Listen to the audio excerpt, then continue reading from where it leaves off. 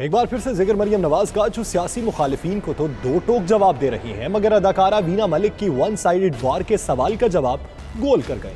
क्या हुआ, आइए देखते हैं।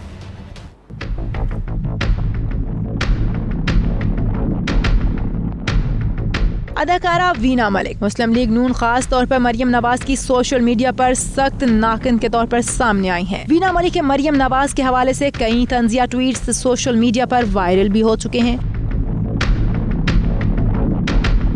लाहौर में मरियम नवाज की मीडिया से गुफ्तगू के दौरान सहाफी ने मौका गनीमत जाना और मरियम नवाज से वीना मलिक की तनकीद से मुतालिक सवाल दाग दिया, लेकिन मरियम नवाज ने खामोशी में ही आफियत जानी। कहा ये बातें वक्त का ज़िया हैं।